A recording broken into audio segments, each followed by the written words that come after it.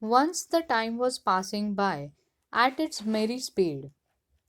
In Hastinapur, things had returned to normal and reasonable happy state. But one day, an incident occurred which changed the history of Kuru dynasty. This incident too happened on the bank of river Ganga. That day, as usual, King Shantanu was taking a walk along the bank of Ganga when he sighted an extremely beautiful young lady. Shantanu again fell for this beauty, just like he had done in the case of Ganga. He became lovesick. The young woman, Satyavati, was the daughter of the chief of local fishermen, Dashraj. The king expressed his wish to marry the woman to her father. Dashraj was a clever and far-sighted man. He put a condition before the king that son of his daughter Satyavati would be the crown prince and the heir to the throne. The king at once rejected the condition. It was unthinkable for him to take away the right of his dear son Devavrat, and Shantanu had lost his 7 sons as he had bound himself to the blind conditions of Ganga. He did not want to repeat the mistake again. So he returned to the palace, dejected and sad.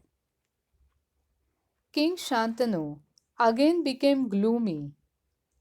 Devavrat found out the reason of his father's sadness.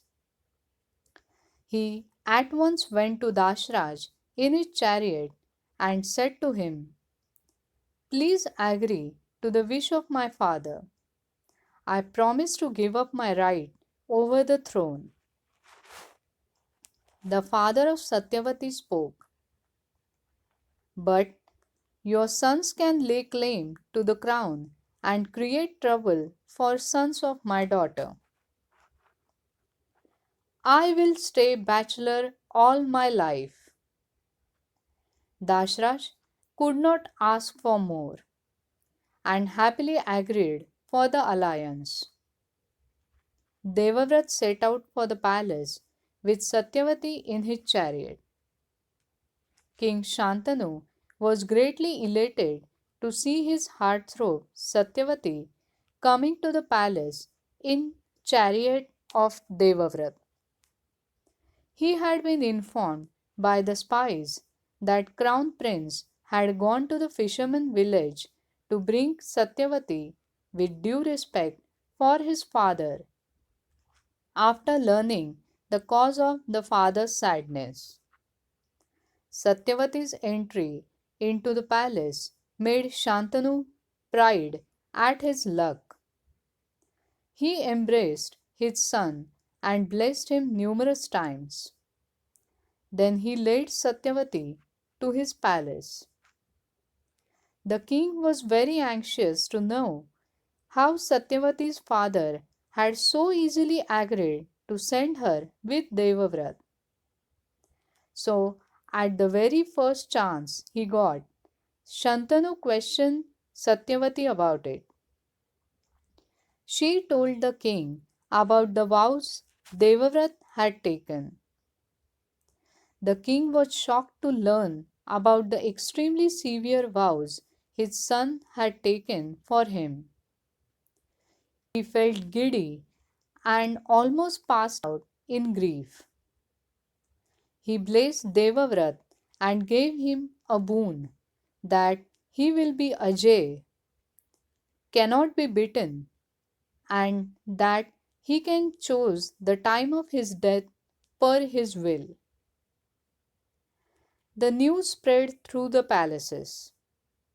The severity of Devavrat vows stunned everyone. The atmosphere became mournful. All the courtiers and servants were upset. They had dreams of serving under Devavrat, who had all the qualities of becoming a great king. It was disappointing.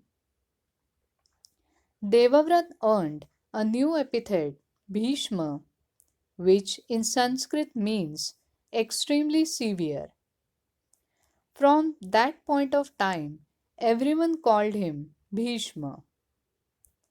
Queen Satyavati also sensed the tense air around for which she was responsible.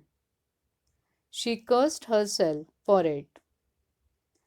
Because of the unhappy situation, the king and the queen could not fully enjoy the bliss which follows a marriage. A gloom always hung in the air. The wheels of the time kept moving silently, leaving history behind. Time is the greatest healer. The sadness created by Bhishma's vows also became a history. The king, queen, and the palace also regained natural air and ease. In due course of time, Queen Satyavati gave birth to two sons. One of them was named Chitrangad and other Vichitravirya. Then King Shantanu died at the old age. After his death, Chitrangad was crowned, who lost his life in a battle shortly after with a namesake Gandharva. Vichitravirya succeeded him while he was still a minor.